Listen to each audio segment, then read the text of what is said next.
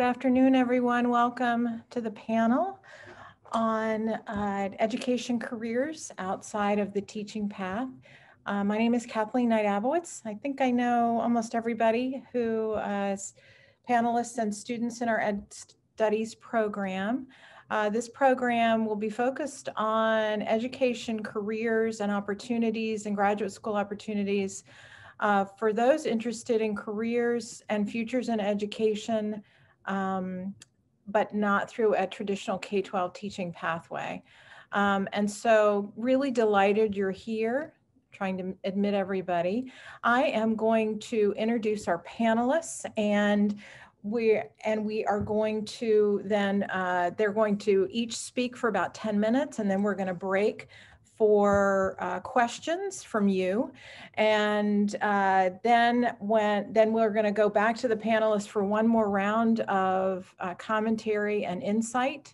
And then we will break again for questions. And then we will end with a word from career exploration representative who's here. So let me start by introducing the panel. And again, welcome to everybody who's here. My name is Kathleen Knight-Abowitz. I'm a professor in the Department of Educational Leadership and the director of undergraduate programs, teach and advise in the Ed Studies program. I'm going to first introduce Matt. The first person on our panel is Matthew Devers. And Matt is the director of the Summit Education Initiative in Akron, Ohio. You can Google it if you want.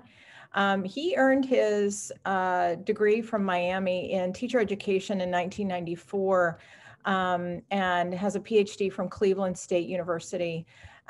He started his career in schools, but is now working in the nonprofit and support part of the educational sector and has a lot to share about that sector with us.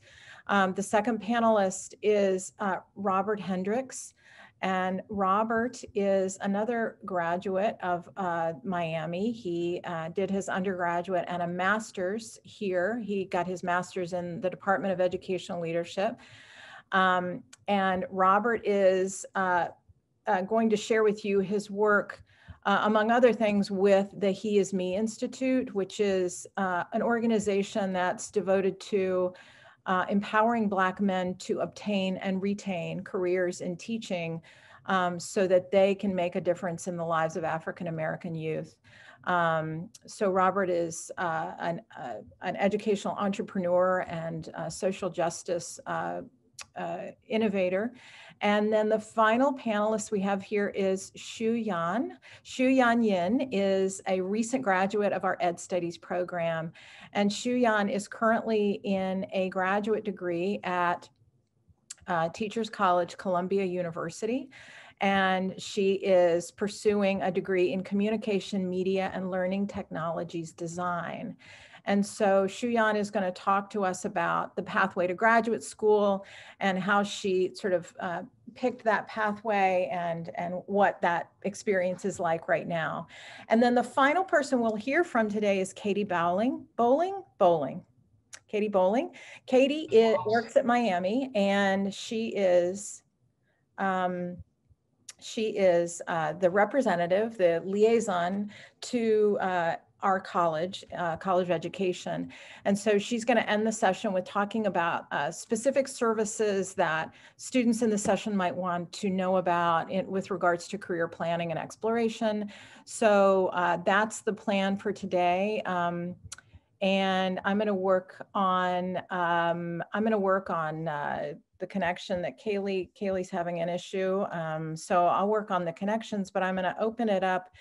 And I think we can start with Matt, if that's okay. Feel free to drop questions in the chat. Oh, wait, there's one more thing I need to do. Sorry, I'm a little bit distracted here. I'm going to just set a very quick context in terms of the educational sector. One of the things that is a bit of a mystery to our students is how do we get a career in education when most of us think of education as associated with teachers? And so part of what we're trying to do here is just ignite your imagination and your knowledge around what's possible with education.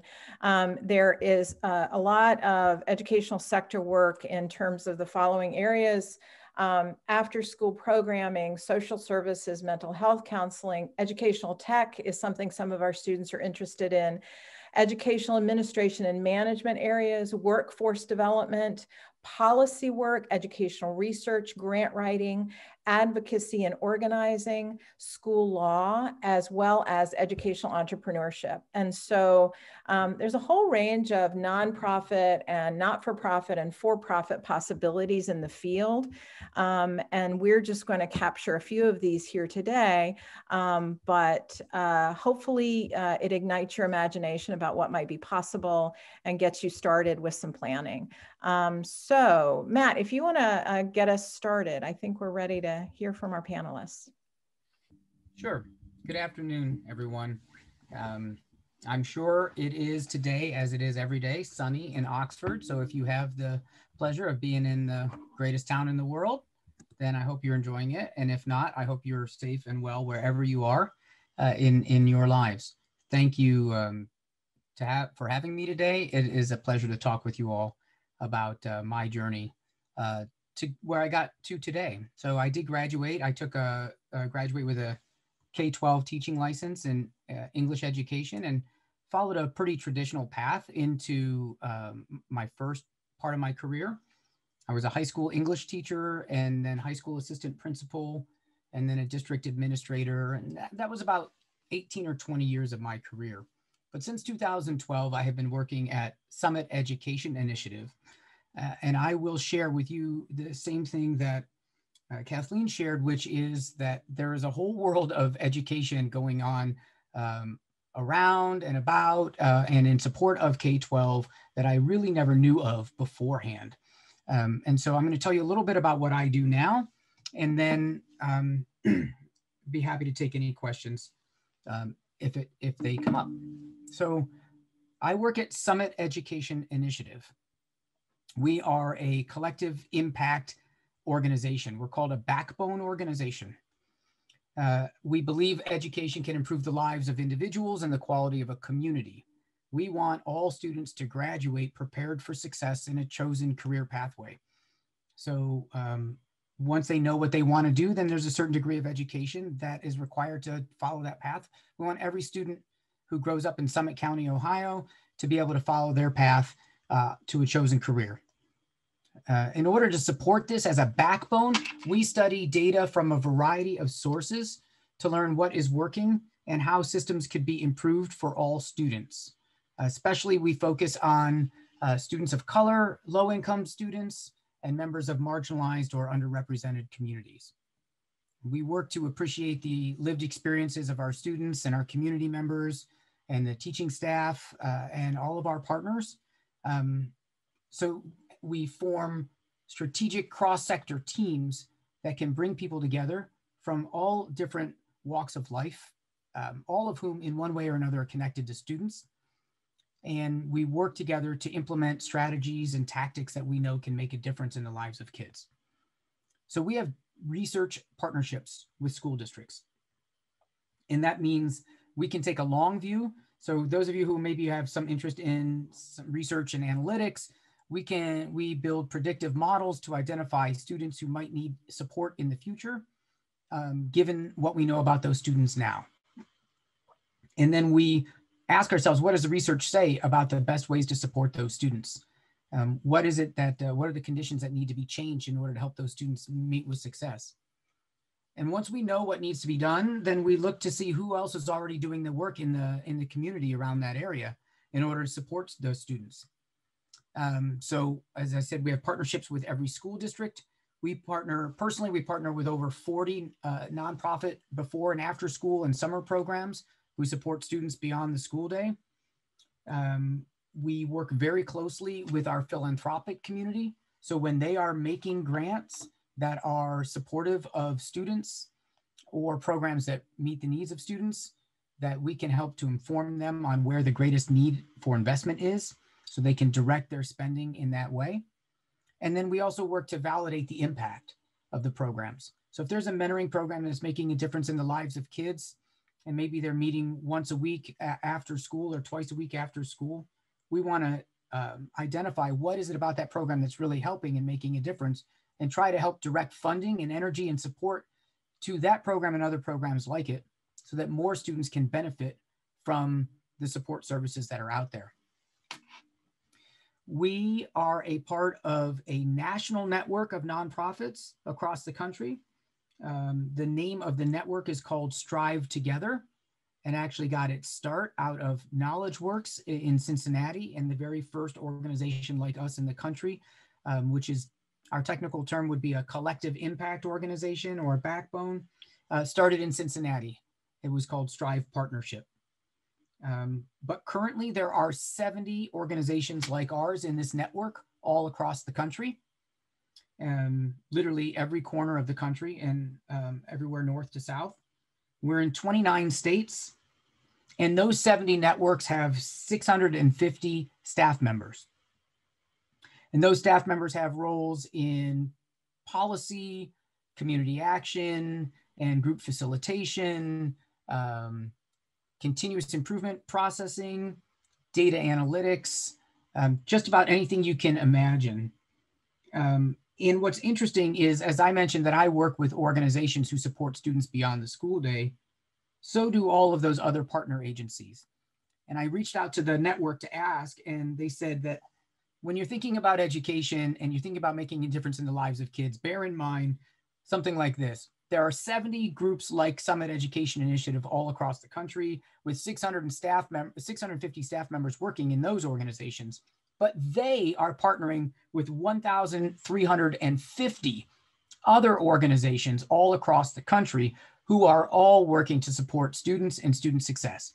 After school programs, some policy initiatives, some United Way organizations who are focused on education. The field is incredibly broad, and it's something that I didn't understand when I was starting out just as a classroom teacher, but recognizing that there's so much opportunity to push on these systems. Now, I'm just going to say, I'm going to say it the way that I would say to my mom, so that we're very clear about the nature of the work that I do. If you know that people with high blood pressure are vulnerable for higher health risks later in life, and then you know the blood pressure of people in a given community, wouldn't you feel compelled to do something in order to try and help them, so that you don't wait another generation and say, yes, we were right, that high blood pressure was dangerous? And so what I do is the same thing, but in education. We're looking at things like attendance and grades and sense of belonging in the school environment, and connections with peers, and aspirations for the future, and test scores. And we're putting all that together and identifying the students who need support. And then we're organizing efforts to get them the support that they need.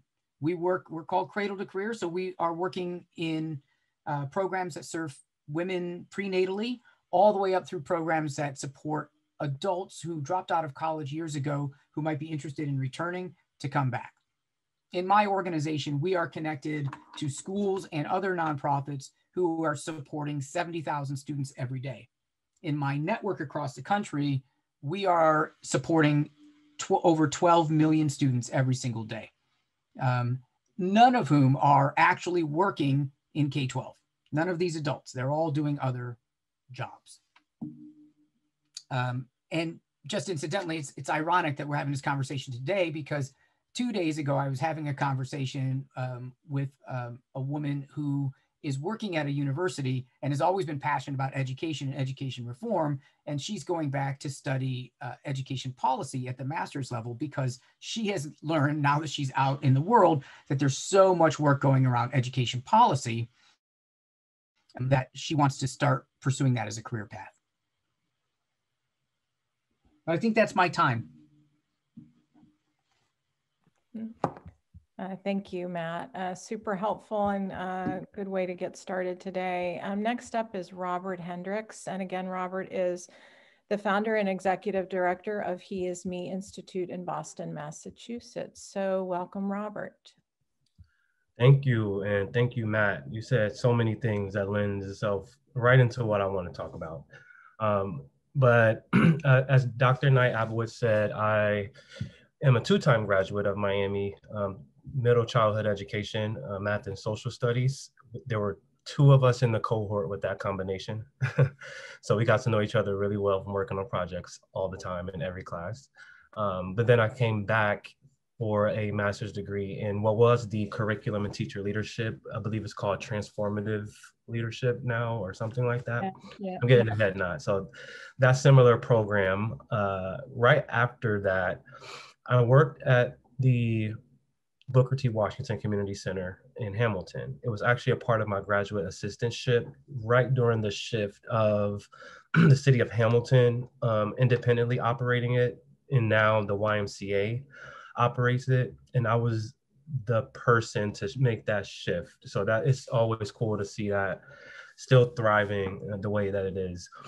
But about 6 months after I left the Booker T. Washington Community Center, I moved here in Boston in early 2014 to work in a high school. When I started off in special education, I moved around. I wore a bunch of different hats while I was at the school. My final role was an assistant principal, and that means different things at different places. For me, it mostly meant I kind of operated as a program director overseeing the school's events, and I also was an instructional coach for a bunch of different teachers that didn't have a home-based department. So like the foreign language teachers, as well as like health and physical education and such. But I know that folks here on this call are not in school to get a teaching license. And I don't think you need to for what I do now, which is operate a nonprofit to get more Black men in particular to become educators. So I like to call myself an edupreneur. It's a mix between business and education. I actually wasn't a business major for my first 2 years at Miami. I keep somehow getting back involved in business. But the important thing that I want to mention around being an edupreneur, if you want to go that route, or anywhere in education, is first identify what kind of problem you want to solve. Matt did a really good job at talking about the problem that he likes to solve in education, but figure out what that is and then design a solution around that problem to solve. What I see some people do is fall in love with their solution. Like, I really want to do X to impact education, but that may no longer be the best way to solve the problem. So instead of falling in love with that solution that you came up with, which might have been a great idea, think about the problem you want to solve, because that's really important to be able to be nimble and pivot. Things are changing all the time. I was working in a school 2 years ago, and I couldn't tell you what it's like to work in a school today. Who knows? Who knows what happens? So don't fall in love with the solution, fall in love with the problem.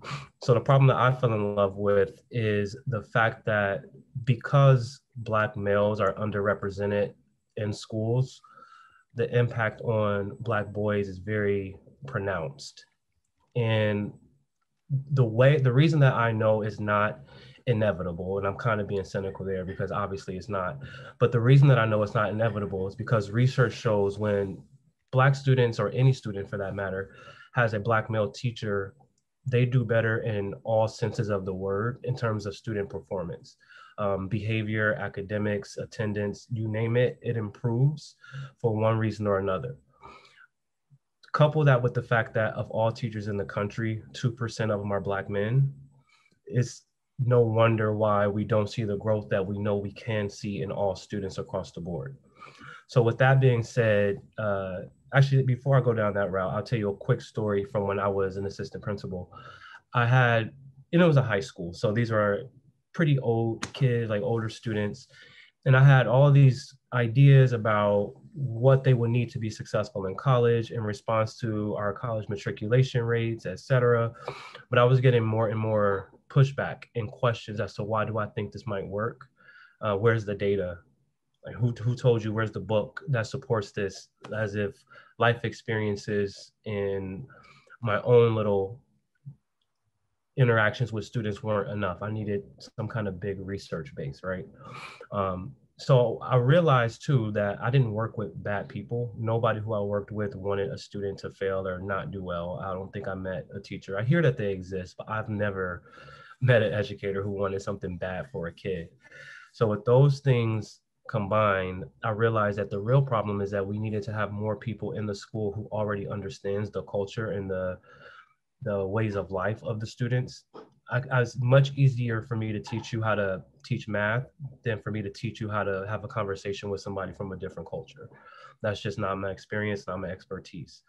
So in October 2018, I launched He Is Me Institute to do just that.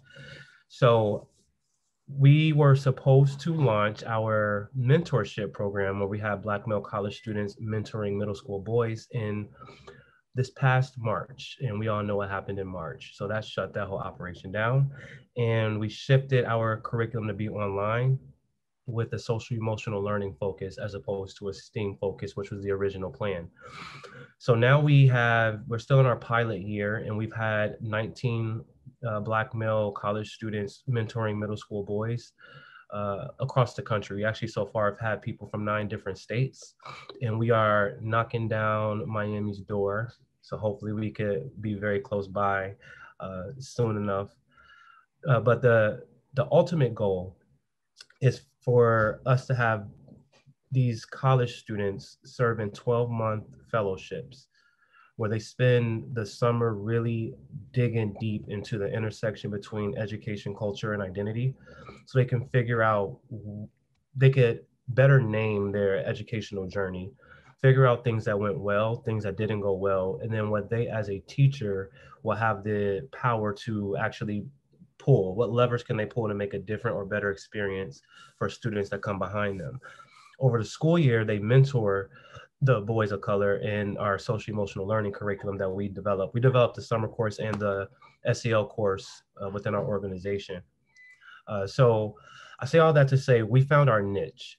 That niche is really, really important because the number one thing I hear from funders, which almost kind of surprised me, is one, why are you different from the next person that we're funding? And two, more importantly, why are you the best person to do that work?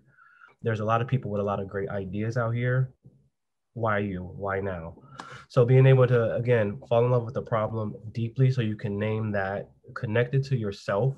So this takes a pretty significant level of self-awareness to be able to say, why is this important to me?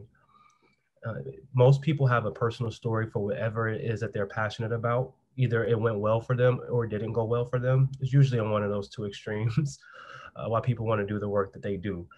So a big part of if you want to go into entrepreneurship and education is first thinking about your own educational journey and your personal journey and why that's important for this niche that you want to solve. And along with that, if you're an entrepreneur in education, it doesn't have to be a service the way that we provide this service. It can be products, it can be support. Matt just had a great example of an ed tech idea that then turns into a service or support. There's a lot of things out here. There, like, if you think about the education is one of the biggest industries in the world and definitely in this country.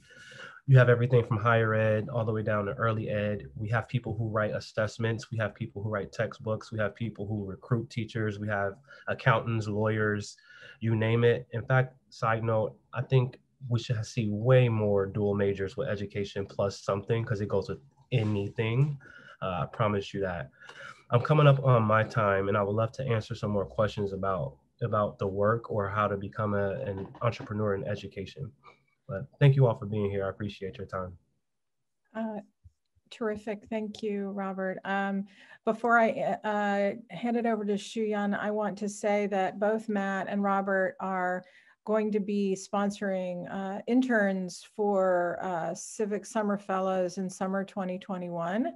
And so if you're thinking of making an application for the internship program, both of you might have an opportunity to work with either of those folks.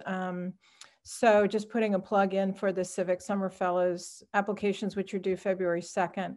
I'm going to turn it over to Shuyan Yin, who is in China right now, so it's the middle of the night. And so I am deeply grateful for her participation. Shuyan is going to talk to us about her experience in graduate school this year. She started a graduate program in the year of a pandemic, but is going to talk about her process getting to graduate school and what that's like now. Thank you. Yeah, hi everyone. I'm so happy to be here today, and thank you so much, Dr. Abowitz, who invited me to join this panel. I always feel so honored, and also thank you, Matt and Robert. I learned so much from you guys today, and thank you so much. So I just graduated from Miami University this summer at May, and I used to major in education studies. And now I'm starting my second semester at Teachers College, Columbia University, and my currently major is communication and education. So basically what I'm studying now is the intersection of communication and learning. And to be more specific, it's about how education and social systems are changing under the impact of emerging medias. So without further ado, I will share my personal experiences about graduate school and its application. So first thing first, why graduate school? So different people may have different answers to this question. And generally this can be a good option for our academic, professional, and personal goals. So some people may considering attending graduate school to gain knowledge in a particular field of interest, or some people may want to build a larger professional network, or some people want to earn a master's degree in order to get higher salaries or get a better job. So one thing I do need to note is that many of my classmates, especially my American classmates, many of them do have working experiences for several years, and many of them are also working while also taking graduate school. So what I'm suggesting here is graduate school might not be some of you guys' choice for now, but it might be a meaningful option at some point in your life. So I will try to keep my today's speech right to the point and stay focused, and I wish I will not waste 10 minutes of your life. Okay, so let's get started. So first thing I want to talk about is actually from my painful experiences. One of the most things I regretted during my application to graduate school is that I started my application way too late. So my first sincere suggestion is to start as early as possible. So please allow yourself to have at least 1 year to prepare, because it's a complicated process and you will have a lot of things to do. And so my first suggestion is to start as early as possible. And I'm going to talk about how I looked at graduate programs, what I'm looking for, and how I made my selections. So first thing, my suggestion is to identify which areas you're interested in. So take myself as an example. I am an education studies major. So education is my primary interest, and I will use education as my keywords to research on different schools' official websites. So at my time, I looked up 20 to 30 schools, and I looked especially about like programs which related to education. And I also have 2 tips in this process to share with you guys. So first is to be very careful to read carefully about the program description and the courses they are offering, because sometimes the program's name can be misleading. So you can't just tell how this program is really about by simply looking at its name. So my suggestion is to take a close look into those courses, and you will have a good idea about what this course really about, and do you really interested in that.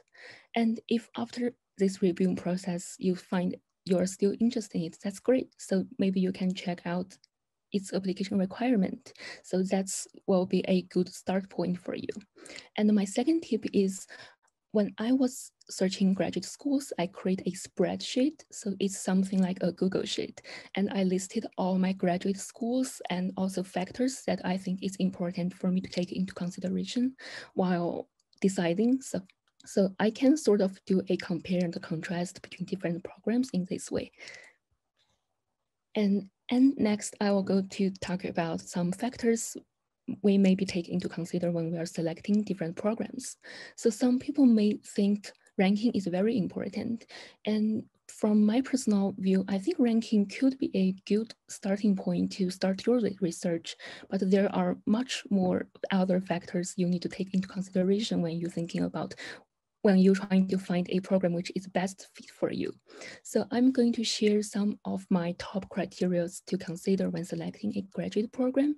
And that's just my personal priorities. It doesn't necessarily to be yours, but I'm just suggesting that you may want to think about this aspect. For example, I think about like the quality of the program and which kind of courses they're offering. Does this fit into my interest? And like the department and faculty's reputation and strength, how much does this program cost, and how long will I need to get my degree, and also like do they offer a good internship and fieldwork opportunities, and do they offer high quality research facilities like labs or libraries. So those are criteria that like used to be my priority to consider. And I also have one tip, is from my personal tip, like I want to add at last, is about, so I suggest like people to choose field you really like you really have a passion about, because graduate school will involve very much a deep dive into the field you choose. So there are a lot of tense readings, a lot of serious academic writings, and a lot of great projects. So if you don't like this field, that could be a very painful experience. So I highly suggest you to follow your passion. Yeah, and after finished all the steps I just suggested, you may have a good list of schools you want to apply. And my personal suggestion is you could narrow it down to 8 to 10 schools per country. So for example, for me, I applied 10 schools in the US. So I will divide my 10 schools into 3 levels. So first level is my dream schools, second level is schools which is suitable for me, and the third level is safe schools. So I have 4 dream schools. Those schools are my best options, but I am not 100% sure like they will want me. So it's kind of risky. It's just try my best to get into those schools. So I call them my dream schools.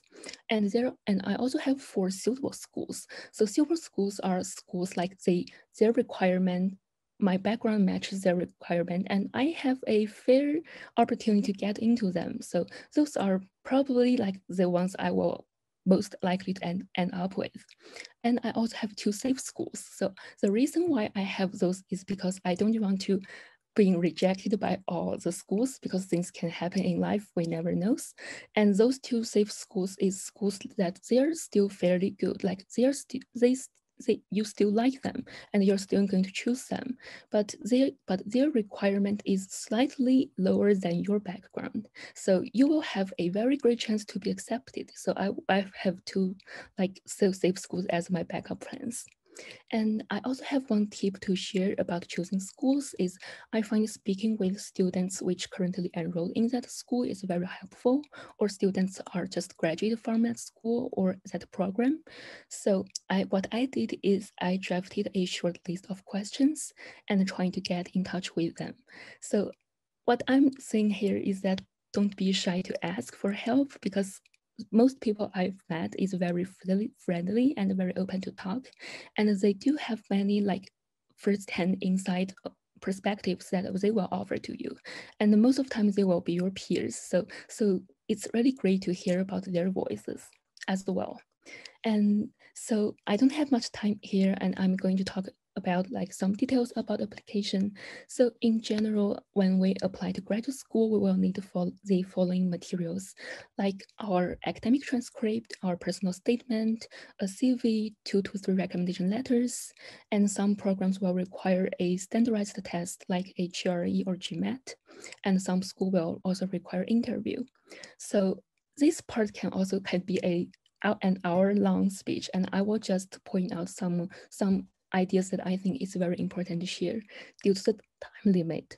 So for the academic transcript, which contains the GPA and courses we've taken.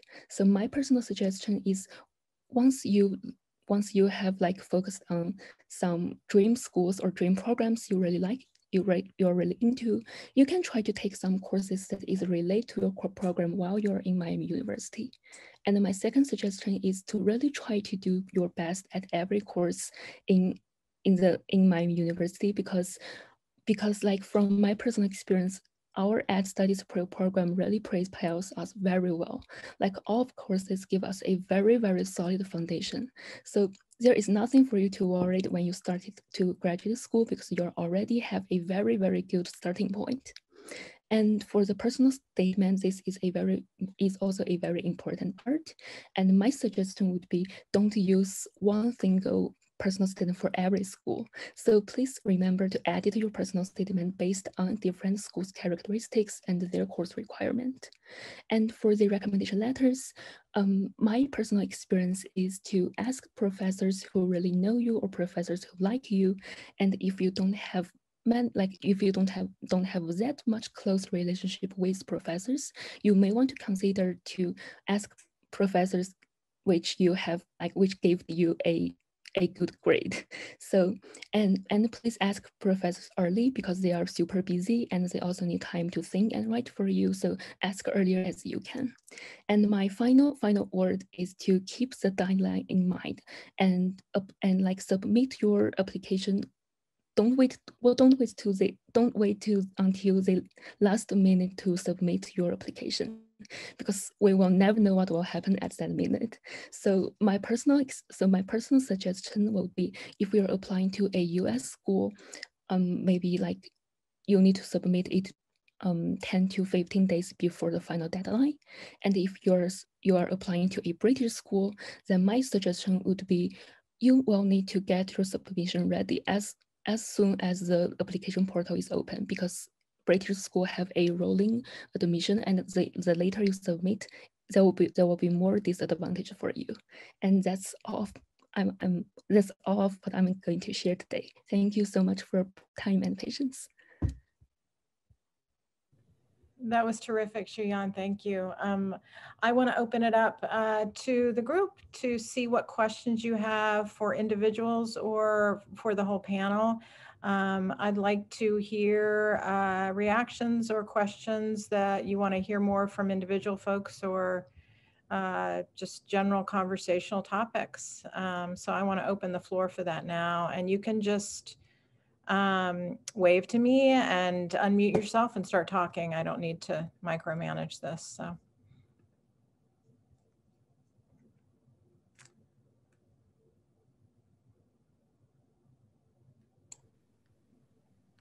I believe Anthony's cat has something to say. That's good. My cats will be in shortly to reply. Sammy has a question. Sammy, is that for Shuyan in particular? That would be for like any of the speakers today. Like right now, I feel like there's a couple of things that I have in mind and I wouldn't know. I know you recommended just looking at the actual courses to determine once you kind of had an idea of your interests, but how do you narrow down your interests? Great question. Robert, do you want to, I mean, I think we could hear for all three folks about that potentially. Yeah.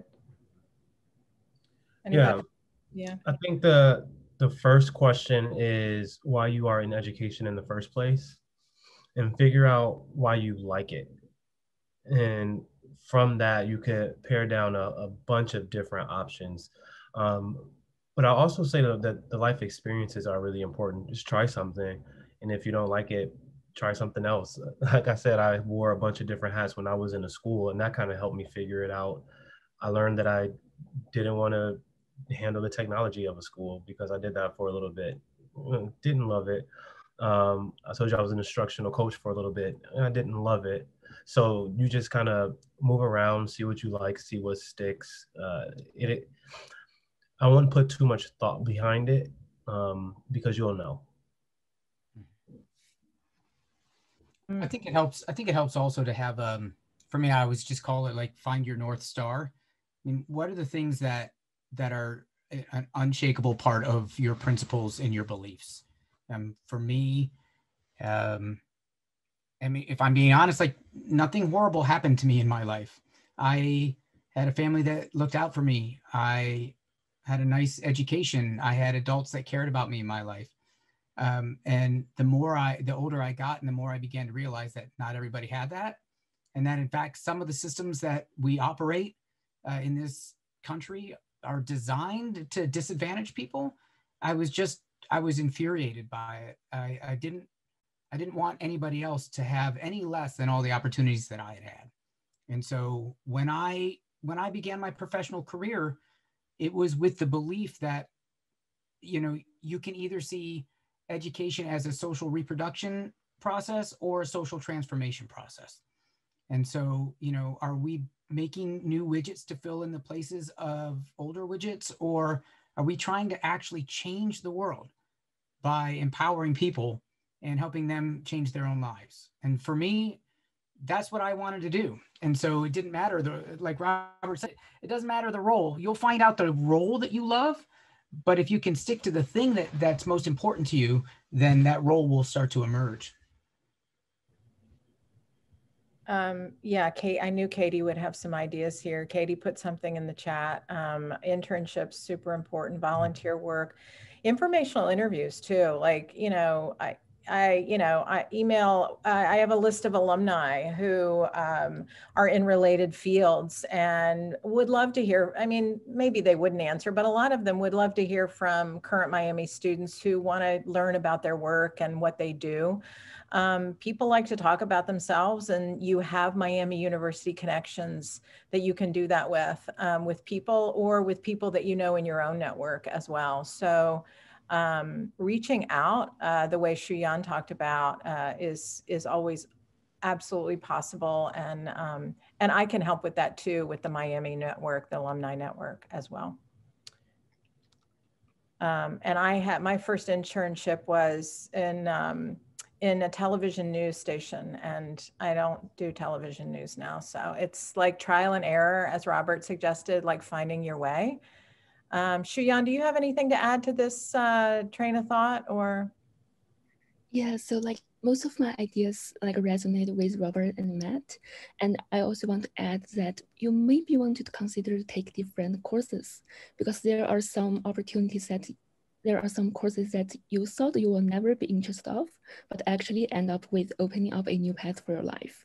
And there are also things like you once thought you are interesting, and once you know that, you find that, oh, that's not really my thing. So I think like to doing research in different areas and talking to different people in different industries, and also try out different courses will be a good way to narrow down our interest. So there is a sentence which comforted me a lot, because I used to be very lost and overwhelmed. So it is saying about if you don't know what you are good at or what you like, don't be so overwhelmed. You can first identify like what you are not good at and what you don't like. So you can start with that. So this is what I'm doing now. Like I'm trying to find out. I'm still like trying to find out. Yeah. So I think that's a shared experiences, especially for ages like us, like the emerging at adulthood. This could be a very difficult period. And yes, and also like ask questions and talk to mentors, and those could also be helpful. One of the things Shuyan did, she is not tooting her own horn enough. She did undergraduate research at Miami when she was in ed studies, and that it really helped her learn. I think I'm speaking for her, but something about what professors do, what graduate education is like. It was a research project, and it also helps graduate schools know that you know how to do research. And so that's a great opportunity for undergraduates at Miami to take advantage of. Talk to your professors about that. Talk to me about that if you're interested. So who has another question that they want to throw at the panel?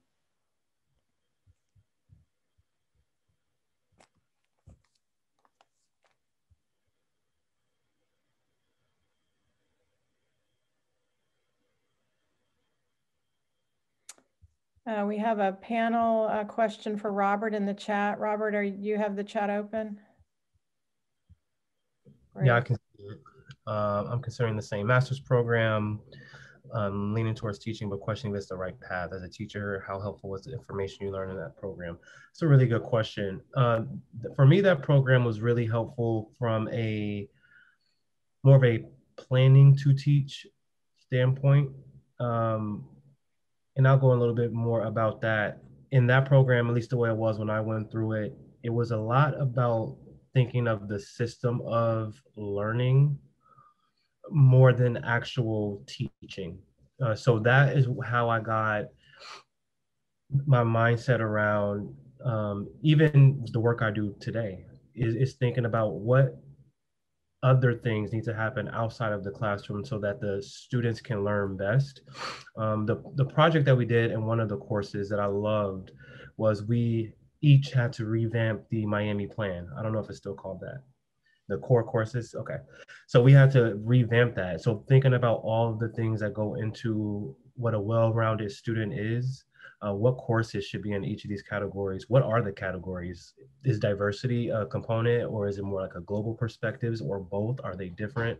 Like thinking about those types of things is more so what I got from that program. And the other thing that really stands out to me is in one of the courses, all the students had to write a chapter of what will become a published book. And we had to read some theory in education from some point in history, whatever the decade was that the class had, and then rewrite that, like write almost like a review of it, but then again, add our own pieces of what we think education should look like. So those aren't quite the same, but if you do want to get into some kind of education leadership role or a district level role, going the teaching route might be a good way. It's not the only way, but it could be a good path. And just having that perspective as a teacher is always helpful, knowing what and why you teach as opposed to just getting the curriculum and going with it. Having a deeper understanding can be super helpful. Let me chime in there. We have revamped the program that Robert was in here, and it no longer exists in that form. It was a curriculum and teacher leadership master's, and the program we have now is broader. It's called transformative education, and there are K-12 teachers in it, but there are also lots of other kinds of folks in it, people who are community activists, people who are trying to make change, in education in other ways. And the thing that's the same is what Robert talked about in terms of imagining education otherwise. Like how could education look different? What do we need to be doing outside of schools to make schools work and make families work and help kids grow? And seeing education critically. And so I would say some of those core elements are the same. The Transformative Education Master's is designed to really help students build a flexible program. And so there's a lot of different, there's core courses, and then there's pathways that you can choose or self-design outside of that. You can earn a certificate, you can pursue a certain set of electives or whatever. And so it will, and it's also going to change again. It's being redesigned. And it will end up being a mostly online program in the future. But so that program is a little bit in transition, but it retains the kind of core of some of the ideas that Robert was talking about. And we're proud of that. And I think that you see that in our ed studies curriculum as well, kind of imagining education otherwise. And seeing outside of schools and inside of schools both. That's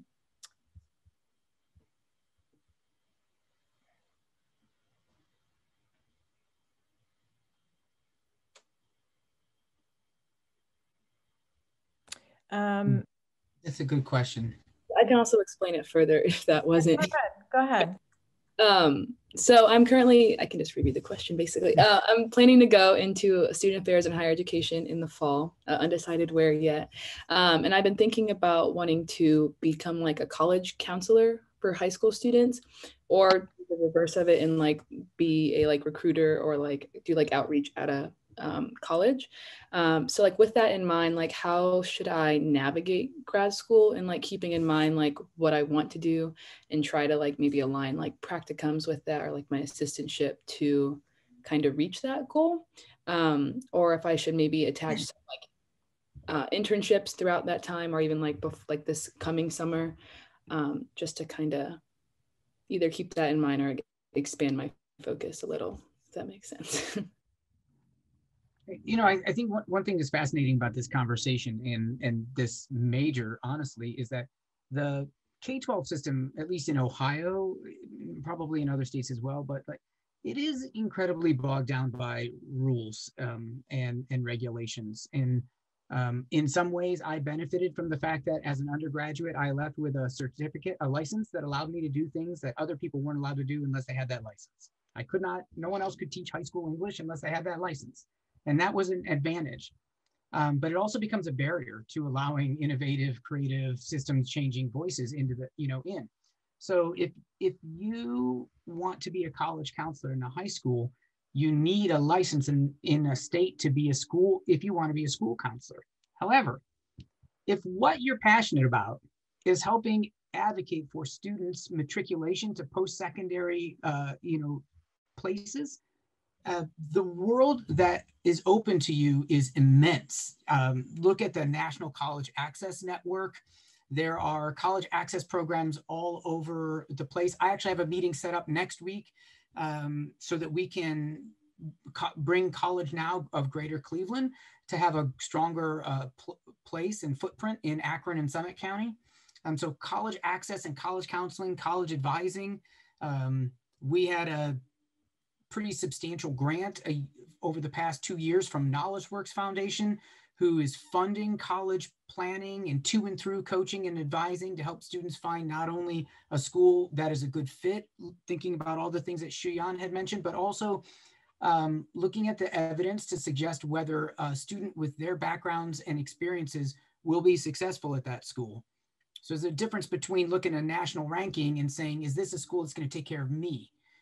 And so there's so many opportunities for you to consider in the college access work, many of which have you end up counseling high school students and their families on pathways to post-secondary without becoming necessarily a licensed school counselor. So just consider that that pathway is very wide. And right now, college counseling, whether you're working with just high school students or adults who are thinking of returning, is a booming field.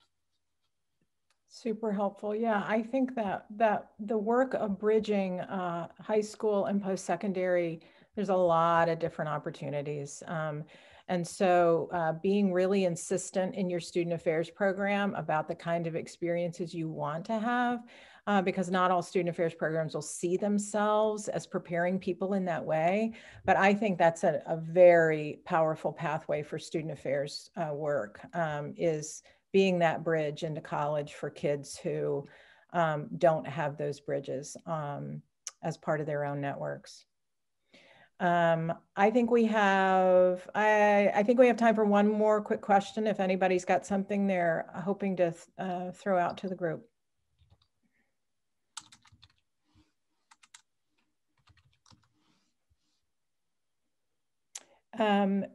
So not seeing anybody, I want to ask if anybody on our panel has something that you'd strongly recommend students consider or do or think about while they're still in college to prepare for their future. You've already a number of good ideas here, but is there any last words from the panelists in terms of advice or encouragements you want to offer to the group? And then we're going to hand it over to Katie for the last bit. Any last thoughts? Let me start with you, Shuyan. Any last thoughts for the students here? So my last thoughts might be graduating from my university is a sad experience because I always want to come back to this community. So I really want to say is to cherish your time when you're in my university and believe that all of our professors and all of our courses is prepare you very, very good. So you will be excellent in rather graduate schools or in your internship or in your work. And good luck, all of you. Very kind. Matt or Robert, anything to add? Just your path in life is a combination of interests and skills, and both of those can change at any time. So it's okay to try and figure it out, and just if you love something, keep working at it. You'll find it. Uh, I heard someone say before, like if you took somebody from 100, 150 years ago and put them in today, the one place they will be comfortable is in a school because they haven't changed much. And I say that to say I think that's about to change. I think we're on a precipice of that being different. And with that being said, there's a lot of newness coming to education, K through college, I strongly believe. So right now is the time to just explore, try new ideas. People are listening. They want to figure this out. Imagine if someone had figured out virtual learning 5 years ago. We'd be in a much different situation. So I think we are starting to think about these different ways to approach education. So think about other interests that you have and how they can marry to this field. Really helpful. So thanks to the three of you so much. Katie, about bowling. Why can't I say that? Bowling, like bowling. Katie Bowling. Yeah, exactly, just like the game. The last word. Yeah, Katie, from the Office of Career Exploration and Success. Yeah, so much good information shared here. Thank you to the panelists and really excellent questions from you all as students. And these questions I hear from many other students of how do I know what to do? How do I narrow it down? I'm interested in everything. And I really feel like you've got to experience things. At least I personally am very much an experiential learner. And so if I can get my hands into something, then I'll know, do I like it or not? But then exactly what Robert was saying, that you, and I think Matt and probably Shion as well, your interests can change, and that's okay too. Another pressure I feel from students is, well, I chose this major, so I got to stick it out. The reality is that there are so many employers that don't really care what your major is. They're more interested in, are you going to show up? Are you going to be accountable? Do you have a strong work ethic? Are you passionate about this kind of stuff? And so I think you can get that from a variety of different majors and experiences. And so I just wanted to share that piece with you. Some very practical things, and I'm excited to see some familiar faces and names here too. You can always schedule an appointment with me. One-on-one is totally fine. I'm going to put the link in for Handshake for that in the chat. Everybody has a Handshake account. That's how we communicate with you all from our office to you. That's also where we would have career fairs. And Matt and Robert, I totally want you guys to come to the Government Social Services Nonprofit Expo. I think this is a great representation of a population of students that there could be some real connections made here. And so you'll be getting an email from me, I'm sure, soon. But the other thing I mentioned earlier in the chat was the Miami Alumni Connect.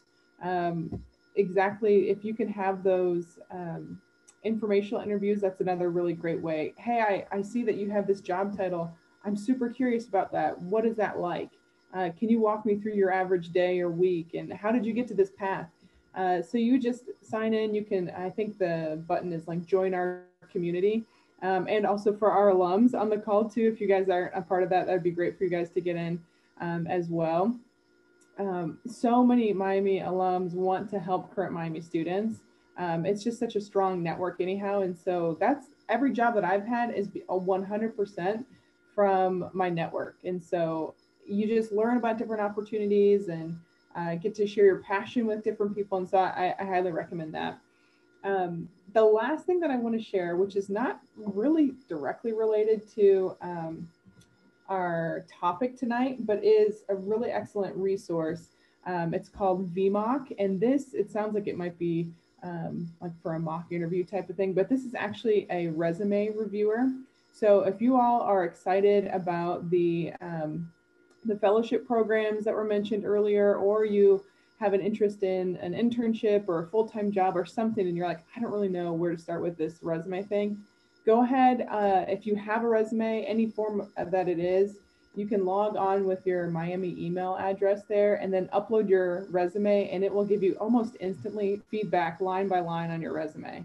And so that's a really great first go of things. It'll say, you know, you didn't use action-oriented language here, try this word instead, or your formatting seems to be inconsistent, make sure that you capitalize this and that.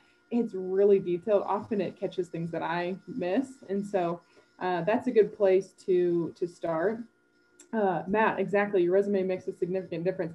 It's oftentimes the first way you're introducing yourself to somebody. And so all those little details matter. How you communicate your skills matters.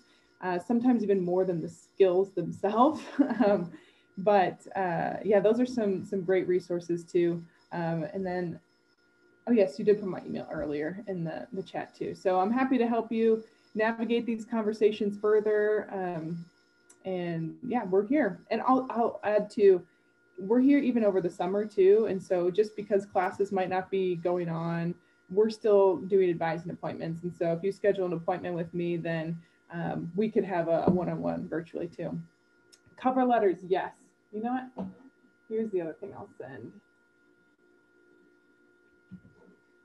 This is our main website. And if you click on the Prepare tab at the top, there's more details about resumes, what to put on, what not to put on. We've got examples of resumes there. Same thing with cover letters. Here's some example of cover letters. How do you write that? What's important in a cover letter? If you're thinking of grad school, personal statements are often really closely aligned to cover letters. It's a lot of, why are you interested in this? What are you looking to accomplish?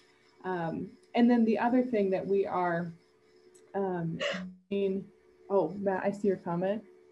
But please write cover letters specific to the position. Yes, yes, yes, yes. It is important that you communicate, I am applying for this specific job and this is the reason. I'm choosing you, not this other thing. This is what I know about your company, your organization. Here's what your mission is, and it closely aligns with my personal mission. Absolutely, you want to do your research on that. And I'll be honest with you, we're reviewing some applications right now for a position in our office, and there are some interesting generic ones that leave an impression. We'll say that. Yeah. Oh, that's funny. I'm going to close this down. I couldn't be more thrilled with how this went. Thank you to Matt and Robert and Shuyan for giving us your time and your wisdom and your stories and your encouragement. Just loved it. Current students, get in touch with me with questions or get in touch with Katie. I'm going to make a recording of this available. I'll send a link out on the listserv so you can share that with your friends if you thought it was useful. Thanks so much, everybody, and have a great weekend ahead.